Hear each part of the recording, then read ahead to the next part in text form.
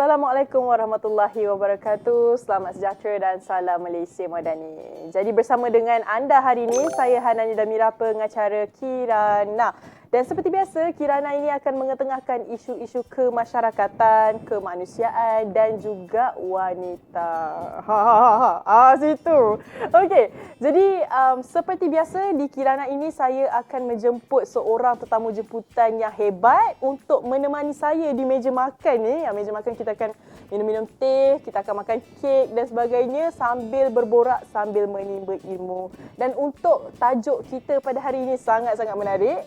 Berkenaan dengan jerat love scam. Anda pernah kena tak? I'll marry you. I've sent some money to you to help you out during this tough time. 如果係真嘅，我早都同 Blackpink Jennie 喺埋一齊啦。What's your name? How about sign on your new account? Thank you.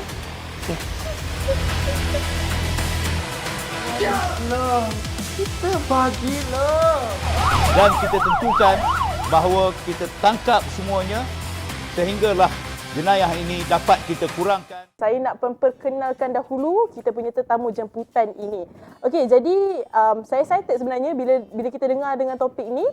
Tapi saya lagi excited sebenarnya dengan profession tetamu kita pada hari ini. Korang mesti nak tahu siapa kan? Adakah beliau Doktor Cinta? Ataupun beliau mangsa love scam? Ataupun sebenarnya beliau lah scammer? Okey, saya perkenalkan sedikit berkenaan dengan latar belakang beliau. Jadi, beliau merupakan anak jati tuaran Sabah, merupakan aktivis belia dan merupakan graduan Sarjana Muda Pengajian Malaysia dengan pendidikan UPSI tahun 2022 dan Akademi Kepimpinan Wanita 2023. Beliau juga penerima anugerah SAS CV Most Promising Researcher 2023 dan Monster Asia Top 100 2022. Wow, sekali lafaz je ni. Okey, dan juga sekarang ini beliau bekerja sebagai penyelidik dan konsultan bebas dalam bidang pengurusan belia, tadbir urus, kriminologi cyber, pendidikan dan penyelidikan. Wow, korang boleh tahu lagi umur dia berapa tau. Sangat hebat untuk seorang yang sangat muda ya.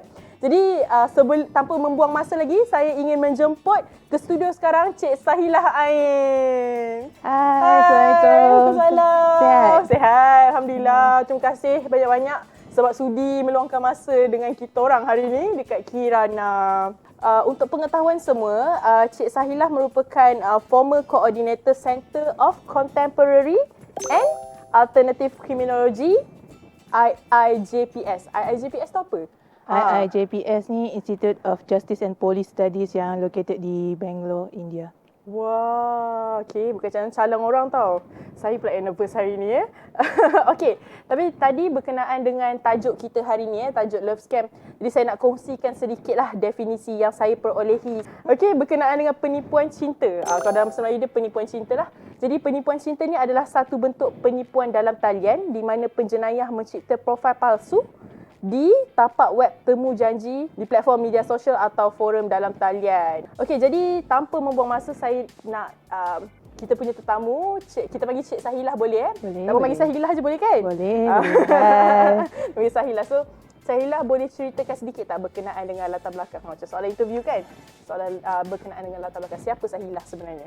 Nama saya Sahilah Ain Salikatullah. Saya lahir pada 15 November 1996 di Tuaran, Sabah. Saya sebenarnya berminat dengan Institut Kepolisian dari kecil. Oh, cita-cita jadi polis bukanlah? Cita-citanya nak jadi ahli special branch. Oh. Tapi memanglah dengan BMI tak lepas tu ada harapan satu hari nantilah. InsyaAllah. InsyaAllah ni. Waktu saya SEM4 di UPSI, saya ada kaji pasal Akta Perlindungan Data Peribadi dan waktu final year saya bawakan ke sebagai FYP projek saya lah dari sudut kriminologi. Di mana saya dapati terdapat banyak lompang dalam data peribadi khususnya dari sudut romance scam. Saya waktu tu secara indirectly saya terlibat dengan Scam Haters United UK untuk kita banteras jenayah cyber. Kita menjalankan Ops Light Raid di Malaysia dan juga di rantau ASEAN untuk membanteras kegiatan Yahoo Boy ketika itu. Yahoo Boy. Saya pun first time dengar sebenarnya. Yahoo Boy ni atau jenayah 419 ni, mereka ni ialah pakar dalam bidang romance scam sebenarnya. Sindiket ni Pakar scam tu maksudnya dia scammer lah. Ya, dia sindiket scammer yang pakar, yang base dia dekat Nigeria, tapi mereka dah berkembang ke Zimbabwe dan juga Zambia dan Ghana. Okay. Dan sekarang mereka bergerak di satu dunia penuh lah. Kita juga ada kes di mana kita ada 2 orang scammer Yahoo Boy ni, dia bertapak di Malaysia. Di mana lama dah dari tahun 2019 lagi, di mana mereka sebenarnya dicari oleh pihak Interpol melalui red notice. Selepas tu saya ada berkhidmat dengan beberapa ahli politik prolific dan juga think tank. Dan waktu saya berkhidmat di IIJPS ni, saya buat kepakaran dalam victimology cyber dan juga dasar ruang security cyber holistik. Di mana dasar ruang security cyber holistik ni saya buat pengkhususan lebih kepada victim management. Kejayaan terbesar IIJPS di Malaysia, kita berjaya mendesak untuk dapatkan National Scam Response Center di Malaysia. Wow. Itu sajalah sedikit sebanyak berkaitan dengan diri saya. Jadi itulah daripada special branch pergi ke bahagian forensik, macam more to research lah kan, more to research. So mungkin benda ni pun agak kurang popular di Malaysia. Jadi mungkin saya rasa penonton kita pun mungkin ramai yang tak tahu cyber criminologist ni apa. Kan mungkin boleh Sahila boleh sharekan dengan kita. Okey, cyber criminology ni dia satu bidang kriminologi di bawah agensi JKSK PDRM, MCMC, Cyber Security Malaysia dan juga NACSA. Dia ada 9 subbidang iaitu cyber forensik, victimology, criminology, ethology, security cyber, cyber governance, cyber diplomacy dan AI in crime science. Ya, AI tu baru lagi lah tu Baru kiranya lagi, kan? kira baru lagi. Okey. Bidang kepakaran saya ni lebih kepada victimology dan perbuatan dasar lah. Dan terbaru saya tengah mengusahakan satu buku lah bertajuk AI Criminology sebab kita nak laykan landasan untuk bidang kriminologi AI. Okey. So itu dah berapa tahun? Dah berapa lama dah? Secara profesional saya mengkaji ni dah masuk tahun ke-6. Kalau dari zaman saya bukan sekolah, zaman uji lagi saya rasa tahun ke-6 lah. Tapi kalau full time professional 4 years lah. So saya sebab bidang macam ni dia agak, macam saya cakap tadi, agak kurang popular dan tak ramai orang tahu tau sebenarnya. Jadi apa suntikan ataupun macam ada tak orang yang memang Sahila jadikan inspirasi? Sumber inspirasi saya sebenarnya Profesor Jay Shankar. Okey. Profesor Jay Shankar, beliau merupakan cyber criminologist pertama di dunia. Berasal dari India. Okay. Dan dia juga adalah number 1 cyber criminologist di dunia juga.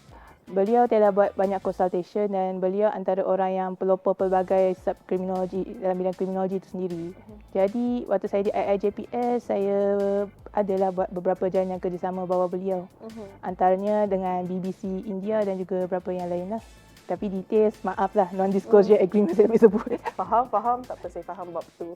And saya juga impress sebenarnya sebab bidang-bidang seperti ini jaranglah perempuan nak minat kan. Lepas tu dia agak macam orang kata dia satu perception masyarakat macam wanita buat benda-benda macam ni. So pernah tak Sahila ada that kind of maybe discrimination ataupun kritikan ke kan? Ini kita nak korek sikit kan pasal diri Sahila sendiri, ada tak pernah undergo sebelum ni? Sebenarnya cyber criminology ni satu bidang yang masih raw di Malaysia. Kalau kita kata criminology, universiti yang afford pun Universiti Kebangsaan Malaysia dengan UM. Jadi expert tu yang kita ada ni sebenarnya kira kurang. Kalau kita kata kita ada expert pun dalam 58 expert hingga 110 orang yang tengah buat master sekarang ni. So it's insufficient lah kalau kita nak tampung scam yang ever loading almost for every single week, by days, by months and years. Sebab scam ni kalau orang nak buat jadi lubuk duit, dia boleh cecah $1 trillion juga. Sama macam dalam bidang digital governance, $1 trillion buat. Betul.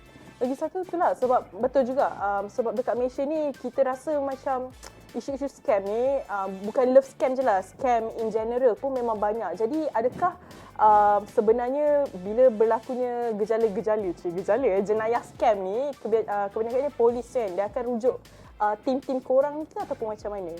Biasanya kalau polis, mereka ada tim mereka iaitu JKSK lah, Jabatan Siasat Komersil. Kalau mereka nak refer tim luar tu, mereka kena carilah expert-expert dalam bidang. Kalau macam saya sendiri, saya informant kepada CCID Typing. Sebab asalnya orangnya dekat Bukit Aman. Dia baru lepas transfer. Sampai sekarang ni pun beliau always keep in contact with me. Dan beliau ada cakap lah, Sahila, kami nak upskilling. Tapi susah lah. Sebab bidang baru, nak panggil pakar pun sedikit. Betul, macam tak ramai lagi kan. Kebetulan sangat, semalam salah seorang kawan saya, dia terima panggilan daripada scammer. So dia kata dia tu daripada IPK. Astagfirullah. Itu menarik. Itu menarik. Scammer siap apa, suruh tutup pintu. Suruh tutup pintu, maksudnya macam dia tak nak perbualan tu didengar oleh orang lain. Itu sebenarnya salah satu cara untuk mengisolasikan kamu daripada orang lain untuk minta bantuan. Nampak tak tu? Tolong dengar kawan saya yang tengah tengok ni. Okey, jadi tadi kita dah dengarkan serba sedikit perkongsian daripada Sahila, tapi saya pun ada nak kongsikan sebab lepas ni kita akan minta Sahila untuk kongsikan lebih banyak data sebenarnya berkenaan dengan love scam ni. Okey, jadi kita berehat seketika dan kembali selepas ini. Nak yang mana satu?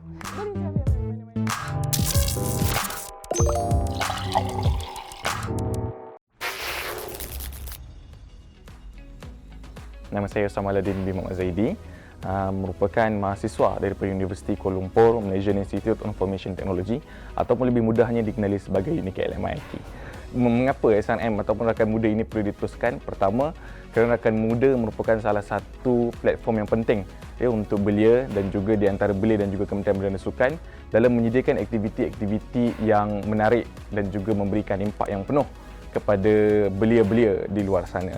Dan juga khususnya di peringkat IPT, kami sangat-sangat mengalu-alukan aktiviti-aktiviti daripada Kementerian Belia dan Sukan terus kepada IPT di seluruh Malaysia. Antara program-program yang rapat dengan saya adalah pertama Anugerah Rakan Muda, Anugerah Perdana Rakan Muda ataupun ARPM. Sebab kita tahu ARPM ni dia ada peringkat-peringkat dia daripada peringkat gangsa, peringkat perak dan juga peringkat emas.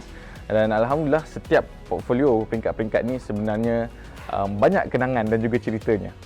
Macam daripada peringkat gangsa, kita nak kerja aktiviti macam mana sampailah ke peringkat emas. Harapan saya untuk Rakan Muda, pertama kita berharap bahawa Rakan Muda ini terus menerima idea-idea baru di luar sana kerana kita nak pastikan Rakan Muda ini terus menjadi relevan dan juga menjadi salah satu platform yang baik untuk belia-belia ataupun siswa-siswi di luar sana melaksanakan aktiviti, menyertai program-program dan juga orang kata menjadi salah satu batu loncatan untuk siswa dan siswi kita mempelajari lagi banyak perkara dari segi aspek kepimpinan, kesukarelawanan, kebajikan dan juga pengurusan organisasi.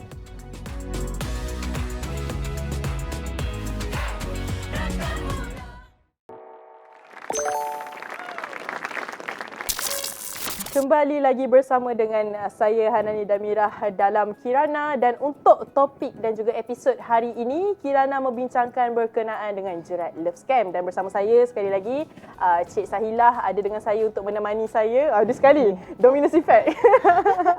Dan dia jerat love scam tau, bukan jerat percintaan. Tadi saya bagi tahu dia siapa, bukan scammer, bukan doktor cinta.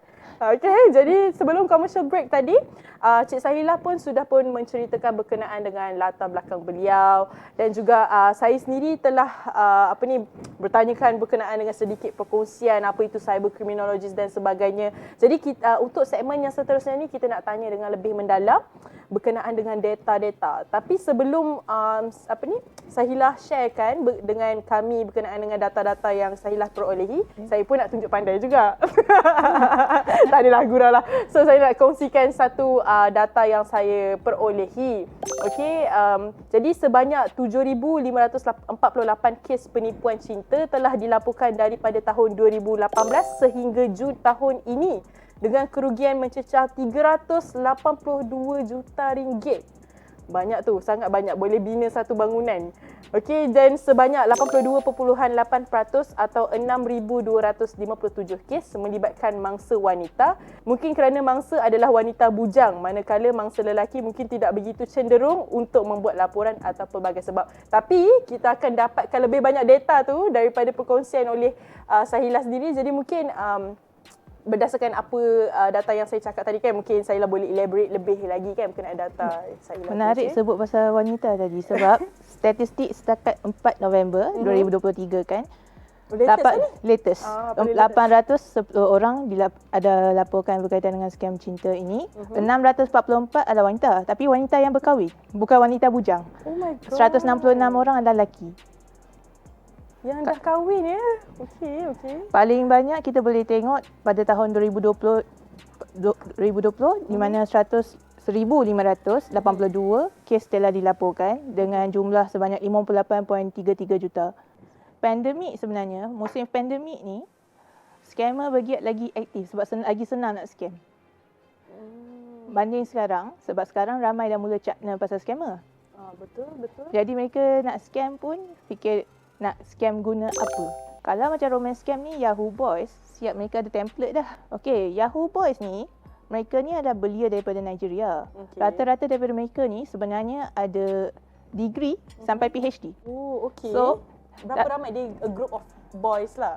It cannot say group of them. It can be majority of Nigerian boys. Disebabkan korupsi di Nigeria dan kesukaran untuk mencari kerja, maka mereka ambil point untuk masuk menjadi penjenayah.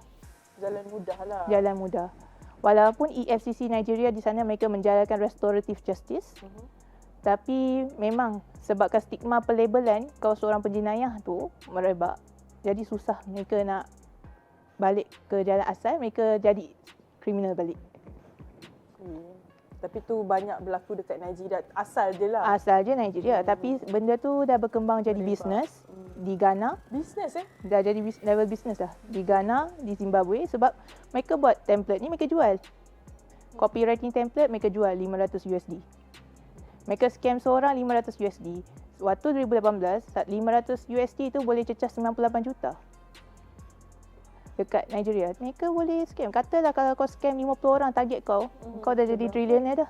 Mereka kata jalan mudah jadi penjenayah. Tapi kalau kita kata dekat sini mungkin nak sebut dengan sakit hatinya, Malaysia ni lagi ramai mule dekat Malaysia.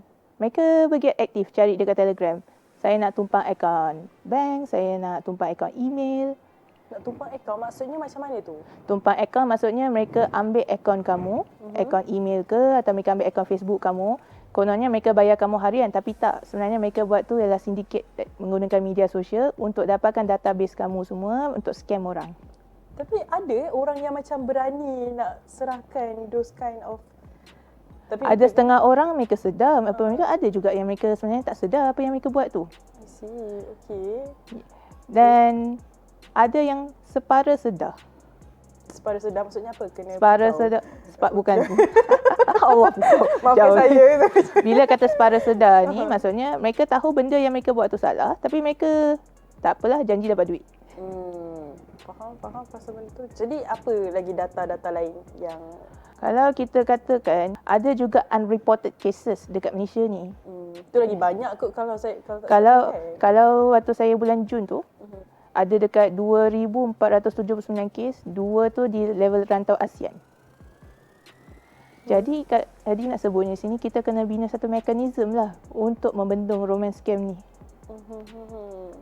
Saya tak sangka macam romance scam ni satu benda yang agak parah. Tapi kalau nak ikut ranking kan, ni just saya nak tahu je lah kan. Kalau ikut ranking scam kan, kita ada banyak jenis scam yang ada dekat Malaysia ni. So love scam ni dalam kategori parah tak? Ataupun kalau adalah dia punya ranking yang memang ni kan? Okay, fun fact, love scam ni kalau dalam kajian pun, dia sebenarnya peringkat infancy atau peringkat anak. Jadi kita sebenarnya the exact data tu, kita sebenarnya tak ada sangat. Kita baru tengah nak kumpul data. I see. Okay. Jadi data yang berlaku sebelum 2018 tu sebenarnya kita tak ada sangat sebab tak ada orang report. Padahal waktu itu Scam Hater United UK memang ada dapat database yang mana mereka kena romance scam tu ramai. Dan daripada Malaysia saja waktu tu, kalau ikut apa yang saya interview mereka lah, waktu FYP saya dekat 1,000 orang. Saya lah ada tak data macam dekat dunia ni, negara apa yang paling banyak gejala love scam ni? Is it Nigeria bukan? Sebenarnya Nigeria sekarang kat ranking ketiga. Ranking pertama sekarang adalah Ghana. Oh, okey. Kedua adalah Zimbabwe, ketiga adalah Nigeria. Okay. So kalau ikutkan negara-negara ni semua dia macam more scammer love scam ni banyak terjadi di negara-negara yang kelas ketiga orang kata. Macam negara yang baru nak membangun lah. Bukan maksudnya negara maju tak ada. Ke ada juga dalam data? Negara maju pun sebenarnya ada. Ada je wanita daripada Amerika kena scam sampai 400,000. Jadi nak kata dia hanya khusus kat negara ketiga saja tu tak. Sebab negara ketiga ni dia dikira sebagai transit duit, kawasan transit duit. Faham. Romance scam ni happen everywhere. Jadi tu berkenaan dengan data. So sekarang ni yang saya nak tanya soalan yang lebih menarik, berkenaan dengan pengalaman sendiri. Ada tak pernah kendalikan apa-apa kes ataupun perkongsian family members ke atau apa-apa saja pengalaman menarik berkenaan Menariknya ni satu kesnya dekat waktu saya masih di mahasiswa tahun akhir lah. Saya punya roommate yang kena ni. So saya tak nak orang rapat tapi saya tak namakan dia, saya panggil dia A je lah. A ni dia roommate saya, dia mahasiswa tahun akhir macam saya juga. Okey. Degree waktu time degree. Ya, time degree. So dia ni peminat Keanu Reeves. Okey. Keanu Reeves ni pelakon terkemuka betul? Okey. Alright. So what happened is that ada seorang scammer ni menyamar sebagai Keanu Reeves. Okey. Kontak dia, kata nak jumpa dengan dia, nak kahwin dengan dia. Punya happy A waktu tu lain macam. Oh my god, tapi orang percayalah. Dia dah percaya habis sebab dia dah kena brainwash. Yang saya yang tengah tengok ni saya tak sedap hati sebab A ni orang yang alim agama. Tapi dia kena brainwash untuk watch porno and dark side. Dan dia juga kena transfer duit almost mingguan. Sehari transfer dalam bentuk gift card, kadang transfer dalam bentuk duit lah. Pelik kan? Padahal Keanu Reeves net worth dia adalah 360 million USD. Betul. Jadi bila dah pelik sangat tu, saya tak sedar hati, saya contact lah publicist Keanu Reeves. Nama beliau Cheryl Maisel. Cheryl Maisel ni dia seorang PR Vice President di salah satu institut di luar negara lah. Di US preferably. So contact beliau cakap lah Keanu Reeves dia ada kat social media langsung. Dan dia bila cakap tiada social media ni maksudnya satu media pun tak ada. So dia kena blackout dah. Tapi bila Sahila realise yang roommate tu sebenarnya dalam fasa fall in love dengan ni, maksudnya ditipu apa semua, dia ceritalah. Ya, hari-hari cerita saya tak sedar hati lah. Tapi waktu tu Sahila kenal lah siapa figure yang dia masukkan ni. Kenal sebab diri sendiri pun peminat Keanu Reeves juga. Jadi macam pelik lah kenapa kau minat Keanu Reeves. Keanu Reeves tapi kau kata Keanu Reeves jatuh hati dengan kau. Aku pelik dah. dia kedengaran kelakar tapi betul-betul jadi maksudnya macam kalau kita yang manusia normal dengar macam tu kita rasa macam tak make sense lah, takkanlah artis menyamar kan, kita boleh percaya bulat-bulat macam tu tapi kejadian tu berlaku Memang berlaku. So lepas tu dia tak boleh terima kenyataan. Saya dah tunjuk segala evidence, dia tak boleh terima kenyataan. So she tried attempt suicide. Tapi nasiblah dia tak boleh buat sebab ada 7 orang housemate. Kau nak buat macam mana? Kita terpaksa tahan dia, hantar dia ke hospital lah. Okay, so saya tak tahu berapa banyak kerugian yang dia alami ketika itu. Dia alami kerugian tu dekat 3,000 juga, 3,000 4,000. Tu banyak lah untuk student. Ada lagi tak perkongsian cerita-cerita menarik? Okey, kalau ada. Okey, kalau ada, kita tunggu lepas ni. Saya nak tanya lagi sebab yalah berkenaan dengan love scam ni banyak sebenarnya cerita-cerita yang menarik yang orang bila kita dengar tu macam ya betul takkanlah sebab macam ni pun kita boleh ni juga kan terjerat dalam love scam ni kan. Tapi tak apa, selepas ni kita akan tanya lebih lanjut berkenaan dengan love scam ni lagi kepada pakar dan kita berehat seketika dan jumpa selepas ini. Tak percaya kau.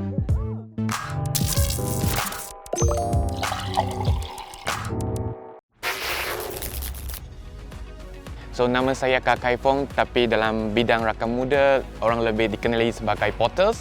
Berasal daripada Johor, tahun ni 33 tahun.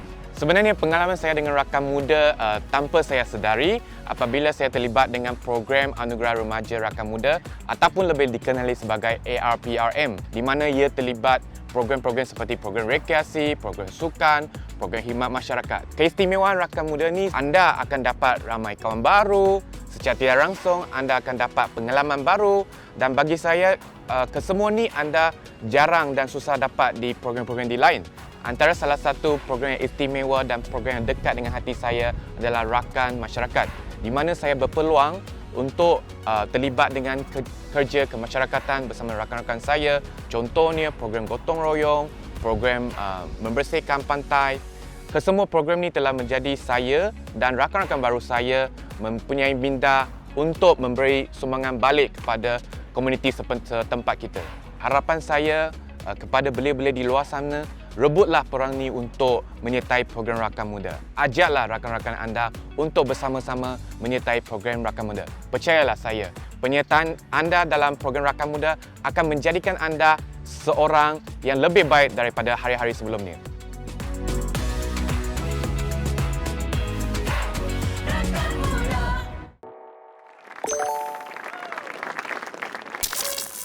Baiklah, kembali lagi bersama dengan kami di Kirana untuk topik jerat love scam. Okey, dan sekali lagi bersama dengan saya, Cik Sahila, yang banyak berkongsi berkenaan dengan data-data, especially berkenaan dengan jerat love scam ni lah. Jerat love scam, berkenaan dengan love scam. Jadi saya nak tahu dengan lebih lanjut kan, bukan saya je lah, penonton, kita nak tahu lagi love scam ni sebenarnya ada banyak bentuk kan. So boleh tak Sahila sharekan apa contoh bentuk-bentuk love scam ni yang biasa jadi ataupun biasa dekat Malaysia ni kan? Kita ada military scam, kita ada celebrity scam, kita ada conglomerate scam. Yang tadi tu celebrity scam lah tu? Yang tadi tu celebrity. Belum lagi ada orang sama dengan saya, kononnya YB Kota Anggrek call saya 3 hari lepas. Salah orang, ni dia target. Lepas tu kita ada dating site scam. Dan kita juga ada gift card scam sebenarnya. Gift card scam ni lebih dia macam dia kata dia kawan kau tapi dia nak gift card. Maksudnya gift card tu dalam bentuk Kod gift card yang kamu beli PlayStation, yang kamu beli Xbox, kamu beli untuk Google, YouTube Music, Spotify tu, dia nak kod tu. Oh ya ke? Benda macam tu pun orang nak scam Biasa. Lepas tu yang paling win pasal gift code scam ni apa tahu? Kod yang dia dah guna tu, kadang mereka dah print out letak dekat kedai. Okey. Jadi orang lain bila pakai, tak boleh pakai dah. Tak boleh pakai dah. Oh, okey. So, apa lagi bentuk, tapi bentuk love scam yang biasa jadi dekat Malaysia ni apa? Yang biasanya romance, conglomerate, military jarang sekali. Melainkan military kau ni handsome ke apa, tapi yang paling banyak win ialah pilot lah. Oh, dia jadi pilot love scam? Paling banyak carrier yang mereka pilih biasanya pilot. Dia maksudnya dia gunakan satu profession untuk menjerat. Sebenarnya macam dia convince dia punya partner tu ambil gambar pun entah orang lain punya. Gunakan sebagai dia. Pakai guna name generator, kau cipta satu website fake. Lepas tu kau tulislah kat sana, aku pilot. Oh my god, saya rasa macam saya tak pernah kena lah. Tapi saya sebab dulu macam saya lah cakap tadi, dekat Telegram banyak kan benda-benda macam tu. Memang, Telegram is known as the den of cyber criminal sebenarnya. Copyright infringement semua, even melibatkan cyber security pun dekat sana. Kenapa specifically Telegram? Sebab Telegram tu mengutamakan privacy. Bila kau utamakan privacy, lagi senang kau nak operate. Sebab saya pernah sekali tu, dululah, sebab sekarang ni saya dah private kan saya punya Telegram. Dulu ada orang yang pakai DP pilot, apa semua macam tiba-tiba DM, macam buat kenal. Tapi saya macam siapa ni? Tapi saya buat tak layan lah. Paling win kan? Semalam lah. Kawan saya dari Itali. Dia tengah sambung master. Dengan saya, receive orang yang sama. Dekat LinkedIn. Siap tanya, hi, how are you? Are you still single? I like you. Can we meet? Lepas tu dia tanya, are you married? Dia nak pancing details kamu tu. So sekarang kat any social media pun sebenarnya dia tak safe. Betul. Bila kita dah tahu berkenaan dengan bentuk-bentuk love scam tu, so biasanya apa motif scammer ni? Is it just because of duit semata-mata ataupun ada macam ada motif lain tak selain daripada duit? Mereka ni macam penjenayah. Seksual ke? Kalau macam scammers ni, macam saya ceritakan Yahoo Boy semua, mereka punya final motif adalah duit je. Sebab mereka nak hidup kaya. So what happen? Biasanya bila wanita tu dah diperdaya, mereka ada gambar-gambar dark matter pasal dia, mereka akan gunakan untuk mengugut dia untuk bagi lagi duit. Faham. So when this happen, selagi mangsa tak buat laporan polis, lagi tu kita tak boleh intervene. Walaupun kita minta mangsa untuk buat laporan polis, mereka tak nak, then cannot be helped lah. Maksudnya setakat viral dekat Twitter ke tak jadilah kerja selagi tak report. Ya, sebab report official is the most important thing dalam institut polis. Selagi tak buat report, selagi tu polis tak boleh buat apa-apa. Siasatan pun tak boleh. I see. Sebab ini saya punya own inilah. Kalau sebab bila kita cakap pasal love scam ni, dia more to orang yang ada orang interpret yang dia bukan hanya duit semata-mata. Kadang-kadang tu dia kemahuan seksual kan. So benda tu ada juga ke that kind of case?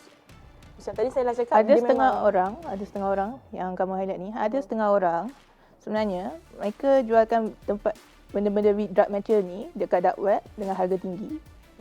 Untuk orang lain memuaskan nafsu yang mereka sendiri suka tonton porno ni, untuk mereka memuaskan nafsu mereka. Oh, so diorang bayar untuk dapatkan those kind of videos. Oh, okay. Sebenarnya bila lakukan jenayah macam scamming ni, penjenayah dia takkan ada nilai moral sangat. And biasanya mereka ni akan salahkan kolonisasi. Antara penjenayah yang saya pernah jumpa ada sebut semuanya salah Britain. Kerana Britain telah menjajah kami tak ada kekayaan untuk kami bangunkan negara kami sendiri. Jadi kami terpaksa menjadi jenayah. Dalam banyak-banyak platform ni, Telegram ni yang paling banyak menjadi satu platform untuk berlakunya jenayah scam ni. So selain daripada Telegram, boleh tak saya nak kongsikan mungkin ada platform-platform biasa yang macam itulah kalau ada ranking tu kan lagi senang kita nak tengok kan. Telegram sebagai kawasan sindiket bergerak. Lepas tu kita ada Instagram, kita ada Tinder. Ada juga orang start scam dekat Baitul Jannah baru-baru ni. Baitul Jannah pun ada? Ada. Bukan benda-benda macam tu, sorry lah saya tak tahu kan. Kalau macam tu bukan dia macam ada verification something. Memang ada verification tapi benda boleh bypass anytime. Sebab macam saya cakap tadi, ada sindiket. Benda ni gerak sindiket. Jadi mereka akan ada team yang copywriting, ada team untuk cyber security, ada team yang boleh dapatkan tag number, ada team yang uruskan duit, ada team scammer pun ada department Ya, mereka ada department mereka. Oh my god. Dia punya apa yang kaki copywriting ni akan buat ayat jiwang, ayat paksa, ayat quote cinta, dia ambil dari internet mana entah. Semua tu dia akan compile sekali. Lepas tu dia hantar kat sini. Lepas tu bila dia dah settle compile tu dia kata, siapa nak, aku nak $500. Mari sini. So untuk siapa-siapa yang sweet talker tu dah ada pekerjaan dah. Boleh apply. Jangan. Tak ada masa depan. Jangan. Jangan. Okey, tadi kita dah cerita berkenaan dengan platform, lepas tu bentuk-bentuk love scam ni semua kan. Sekarang ni kita punya minda pun dah macam open sikit, dah dapat the idea. So mungkin Sahila boleh sharekan berkenaan dengan apa faktor utama sebenarnya ni, sebab tadi ada kongsikan juga data adalah wanita yang majoriti jadi mangsa love scam ni. Lepas tu wanita berkahwin pula. Kenapa? Ada tak that kind of data? Kalau tanya saya data berkaitan dengan tu, saya masih dalam tengah buat kajian pasal tu. Tapi sebenarnya, dia ada red flag and green flag dia. Wanita ni, dia sebenarnya senang kena brainwash. Kalau dia dah sekali kena, tak apa. Tapi dia nak cakap kan, dia berkaitan dengan trauma. Kalau saya cadangkanlah satu buku yang boleh kaji pasal ni, dia ada satu buku tajuk dia Red Flag, Green Flag daripada Dr. Ali Perwit. Yang mana beliau ceritakan trauma yang dihadapi oleh wanita dari kecil akan menyebabkan dia mencari seorang lelaki yang menepati kriteria yang dia mahukan. Bila nak cari tu, dia sanggup nak terima apa sahaja keadaan yang dia nak kena tu. Tanpa dia sedar. Bila sudah ketahuan, baru dia macam, kenapa aku memilih orang yang macam ni? Nak suruh serik, tak tahu bila nak serik. Sebab ada je kes saya pernah attend, bukan kali pertama, bukan kali kedua. Orang yang sama dekat 12 kali. Orang yang sama 12 kali. 12 orang scam dia. Sekejap, sebab saya makin terkejut sebenarnya dengan semua perkongsian ni. Okey. Berapa range umur mangsa-mangsa ni yang biasa kena? Is it memang yang dah berusia ataupun muda ataupun pelajar sekolah mungkin? Range dia biasanya 21 hingga 35. Memang usia muda yang masih lagi otak perlu di brainwash semua tu lah. Okey. Jarang kita dapat yang orang tua-tua. Kalau orang tua-tua ni bukan semua orang kita boleh expert. Tapi yang selalu kena ni 21 hingga 35. Dan median dia yang selalu kena tu biasanya usia 23, 24. Is it Sahila sendiri pernah experience handle case isteri orang ataupun husband orang? Boleh share sikit tak? Saya sangat tertarik sebab saya tak sangka sebenarnya orang yang berkahwin yang terjerat dalam love scam ni. Bila handle yang kes wanita berkahwin ni, biasanya saya suka non-partisan sebab kes dia agak berat. So, there's one person, ni saya share lah, there's one person yang saya attend yang mana beliau ni usia 30 tahun. Okay. Kahwin dah anak 2. Okay. So, what happened is that suami dia ni selalu keluar pergi buat hobi dia. Tak tahulah hobi apa, I prefer. Main golf ke apa ke kan? Kan? So, dia selalu kesunyian kat rumah. Bila kamu ada media sosial dan kamu kaki post, kena jaga-jaga posting macam ni. Kerana dia dah hantar satu signal kepada scammer yang kamu ni layak kena scam. Maksudnya kita sendiri yang membenarkan. Tanpa sedar dia telah menjadi kebenaran tu kan. So, dia jadi target dan dia kehilangan dekat 3,000 jugalah. Banyak jugalah. Cuma kami nasihat kat dia lah, jangan terpedaya lagi lah. So untuk kes yang tadi tu, dia buat report at the end tu macam mana? Lepas tu ada kacau rumah tangga dia tak? Dia benci rumah tangga orang. Dia ada buat report polis. Dia ada buat report polis lah. Dan polis pun tengah buat siasatan, alhamdulillah lah dia buat report polis. Sebab ada setengah orang ni bila cakap report polis dia tak nak buat report polis sebab takut mengaibkan. Takut kantor pun satu hal kan? Kantor satu hal. Lepas tu takut aib dia terkeluar tu lagi satu hal. Betul. Sebab ada setengah scammer ni dia tak pakai gambar orang muda. Dia pakai gambar lelaki orang kaya. Saya more terkejut lah bila ada kes-kes macam ni in reality. Tapi tak apa. Selepas ini kita belum lagi GBCV. Apa pula tu kan? Nanti kita kongsikan lagi selepas ini. Jadi kita berehat seketika dah jumpa selepas ini. Minum. Belum GBCV.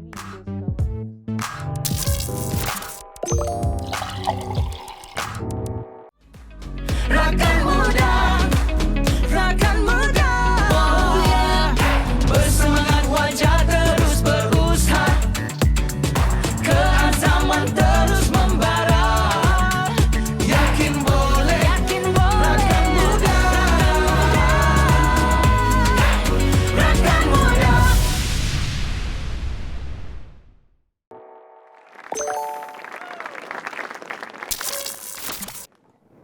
Okey, kembali lagi dalam Kirana dan untuk hari ini topik kita adalah berkenaan dengan jerat love scam dan sekali lagi bersama dengan saya untuk segmen yang terakhir ni Cik Sahila Ain yang daripada awal tadi telah banyak berkongsi dengan kita semua berkenaan dengan pengalaman beliau, handle dan juga data-data yang beliau pernah buat research sebelum ni lah.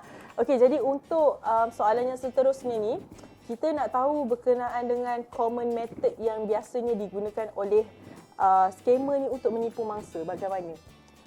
Okey. Mereka sebenarnya satu standard operation protocol mereka lah, nak sebut senangnya. Scammer pun ada SOP tau. Scammer ada SOP. Satu, mereka akan cari gambar-gambar wanita atau lelaki yang cantik. Okay. Sebab tu kalau saya sarankan tolong letak tarikh bila kamu ambil gambar tu. Mana-mana orang yang suka ambil gambar ni. So, sebab tarikh maksudnya dia ada pattern. Dia ambil gambar yang tak ada apa-apa celah semua. Dia akan gunakan gambar tu. Lepas tu dia akan pakai name generator buat satu nama. Paling tak dia tanya rakan-rakan dia, "Oi, kau nak nama mana satu?" Siap buat poll lagi. Risau ni. Okey, lepas tu. So, ambil nama tu. Lepas tu mereka tulislah dia ni model atau dia ni pilot. Dia ni businessman kan. So, masuk sana, lepas tu dia akan start ad. Kadang-kadang scammer ad diri dia sendiri. Tapi kita tak tahu scammer mana satu. Sebab makin lama kita banyak ad, dia akan cover Lepas tu dia tengok gambar mana-mana individu. Dia nampak cantik, dia macam orang ada duit ke apa. Dia akan follow orang tu. Lepas tu dia akan follow pula orang rakan-rakan yang dia follow. Ini maksudnya daripada segi profile Profiling. building lah ni, profile Ya. kat social media. Building profile. So, lepas dia dah bina semua tu, dia akan contact dengan seorang tu. Dia akan kata, "Hello Beauty, I saw your profile on social media. Please may I know your name." Dia ikutlah copywriting apa yang kawan dia dah tulis tu. Sehinggalah victim dah kena groom untuk serahkan duit, gambar nude, semua. Tapi kalau victim dah sedar, ada masa victim sedar, ada masa victim tak sedar. Bila victim dah sedar benda ni berlaku, kalau dia nak buat laporan polis, tak boleh sebab dia akan gertak. Dia akan gertak, "Aku akan serahkan segala data kau ni kepada individu-individu ni, aku akan malukan kau, keluarga kau semua." So, individu ni, victim ni, mereka ni akan macam rasa bersalah lah. Nak report polis ke, nak dengar cakap dia ke. Kalau dia tak ada support system yang bagus, then it's a goodbye lah. Dia takkan buat report polis tu.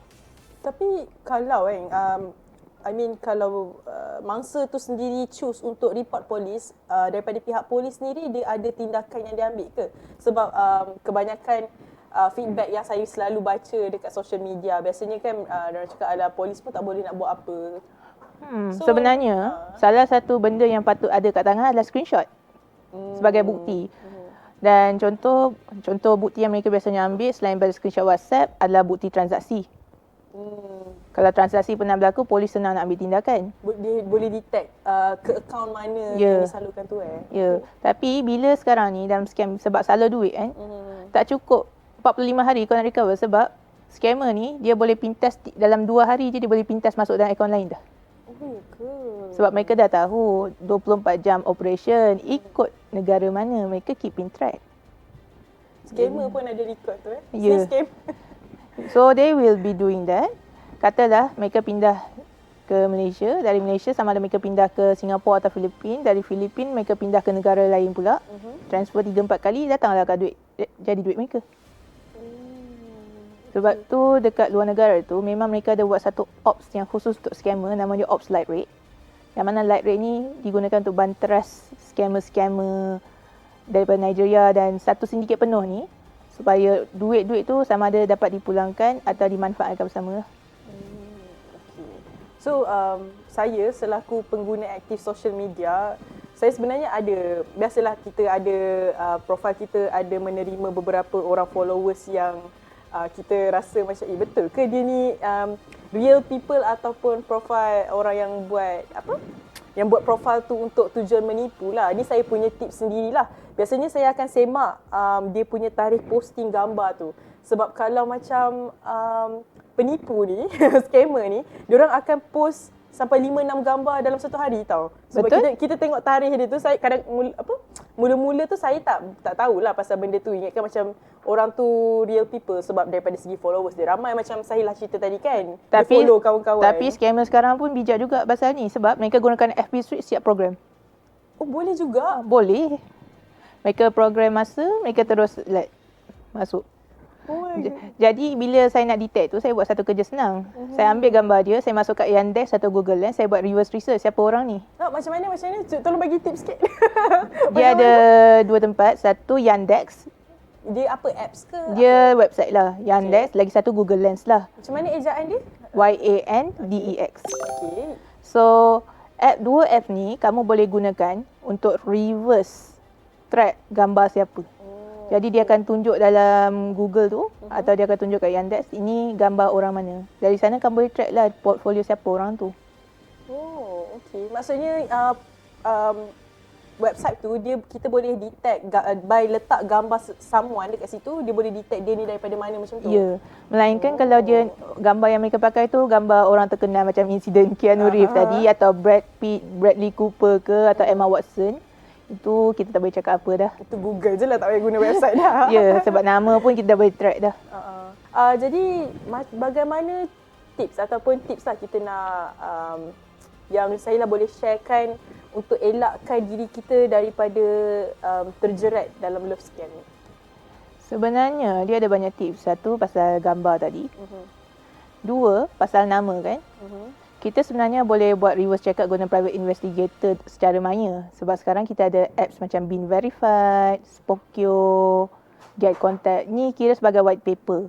So dari sana details tu kita boleh dapat walaupun bayaran ni kena bayar sikit lah. Selain daripada tu, kita kalau nak check account, kalau mereka bagi account bank, kita boleh semak guna semak mule CCID atau kita boleh gunakan Identific, app Identific. IDEN. Website ni kita guna untuk apa sebenarnya? Maksudnya Untuk kita semak semula, betul ke ni orang ni atau dia orang lain. Jadi dari sana, kalau katalah yang bagi tu milik mule, kita boleh buat laporan polis dah.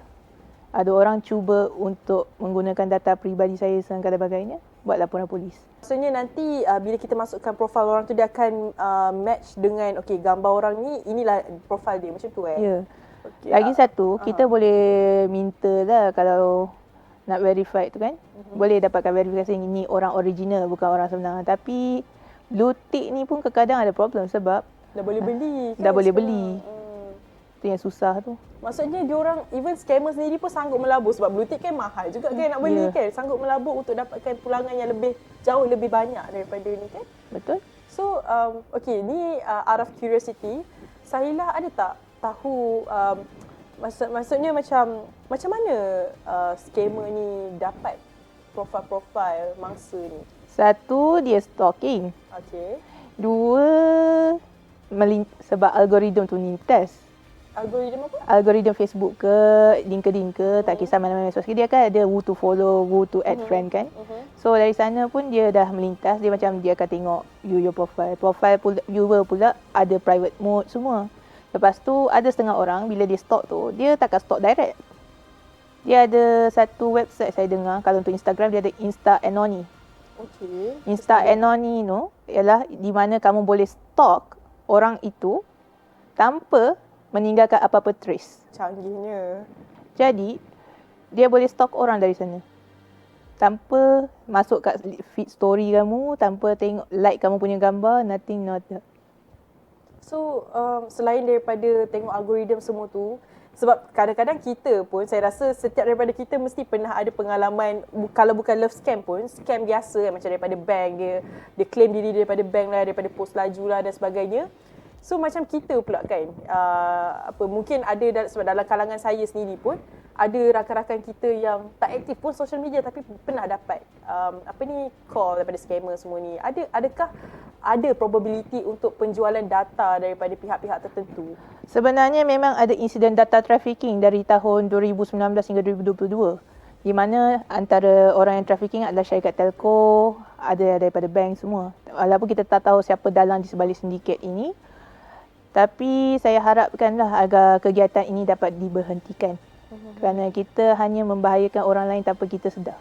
I see. So is there any proof yang pihak berkuasa pernah dapat yang berlakunya penjualan data ni, dan kalau ada apa tindakan yang biasa dilakukan? Kalau biasanya data trafficking ni biasanya masuk penjara. Penjara, tak silap saya kan, 10 tahun, denda, tak silap lah. Tapi kalau boleh cari, betulkan fakta saya. Denda dekat 5 juta. Dia dapat untung lagi banyak. Tapi bagi saya, denda-denda sebegini sebenarnya dia tak berkesan sangat. Kerana you can still repeat the word guna orang lain. Dan data trafficking ni sebenarnya, kalau nak define dia sebenarnya human trafficking in the cyber realm je. Sebab aplikasi dia je beza. Kalau human trafficking yang sebenar fizikal, kita angkut orang. Kalau data trafficking ni, kita angkut peribadian individu tu dalam bidang cyber. Data ni pun ada banyak jenis. Dia ada data peribadi. Dia ada data sensitif, dia ada data kritikal. Data kritikal ni yang biasanya scammer target sebab senang lagi nak dapatkan duit dari bank. Betul. Lepas tu lencunkan habis. Betul lah, sebab itulah saya pun pernah dengar juga ni out of context daripada love scam. Sebab scam macam kita cerita tadi, kegiatan scam ni kan banyak. Saya pun pernah dengar juga berkenaan dengan scammer ni, dia scam orang lain atas dasar penipuan pekerjaan dan sebagainya. Kemudian bila dah di scam, betul kan saya kalau silap kan, lepas dah di scam, mereka ni ditipu dan mereka pula di-train menjadi scammer. Ada tak pernah attend that kind of case? Sebab ini saya pernah baca lah somewhere. Memang yang tu kes yang di-attend oleh KDN, bukan pihak saya lah. Tapi kalau pihak saya tu tak selesai Prof Jason ke ada attend kes ni. Okay. So memang ada jugalah. Maksudnya macam tu cara scammer ni, is it possible yang inilah cara yang digunakan oleh scammer ni untuk meluaskan kuasa dia? Sebab kalau nak ikut logik, takkanlah scammer ni macam kau nak jadi scammer tak? Betul tak? Dia mesti ada dia punya method sendiri kan? Kalau di Afrika cara yang kamu cakap tu memang berlaku. Tapi kalau dekat sini kena offer kerja lah, tengoklah. Sebab biasanya kalau macam scammer ni orang asosiasikan dengan telemarketer. So mereka offer lah telemarketer gaji ni, work kalau on site mereka akan pergi ke negara tu. Kalau dia kata remote, kerja lah dari rumah. I see. Okay, jadi saya rasa macam dah cukup. Sebenarnya tak cukup lagi, tapi perkongsian yang kita dapat hari ni bagi saya cukup untuk membuka mata rakyat Malaysia terutamanya dan juga masyarakat berkenaan dengan bahayanya love scam ni dan bagaimana cara untuk kita prepare diri kita sendiri. Jadi ni just pesanan terakhir sangat kan. Harapan daripada Sahila sendiri kepada rakyat Malaysia dan juga masyarakat agar tidak tertipu dengan love scam ni. Saya harap agar rakyat kita tidak mudah terpedaya lah dengan jenayah love scam ni. Kerana love scam ni dia ni impak dia nak kata jangka masa panjang tu lagi teruk daripada jangka masa pendeknya. Itu sajalah. Dan Sahila ada nak kongsikan ataupun promotekan social media untuk orang follow. So mungkin lepas ni kalau ada siapa-siapa yang pernah ada ahli keluarga terdekat yang ada terlibat dengan jerat love scam ni, boleh refer kepada Sahila ke melalui Facebook dan sebagainya. Boleh kongsikan? Saya boleh dihubungi di Instagram Sahila Ains, SAHILAHAINS, dan juga melalui WhatsApp di talian 017-370-5786. Ni open lah ni? Open. Okey, ini talian untuk ni untuk korang kontak nanti. Okey, jadi terima kasih kepada Sahila atas kesudian untuk berkongsi berkenaan dengan tajuk yang bagi saya sangat menarik sebab tak ramai sebenarnya orang bercakap berkenaan dengan love scam ni. Okey, jadi kita akan bertemu lagi di episod yang seterusnya. Korang semua jangan lupa follow, like dan juga ikuti perkembangan-perkembangan episod-episod Kirana untuk episod yang seterusnya. Jadi saya Hana Ilamira dan kita jumpa lagi. Bye-bye.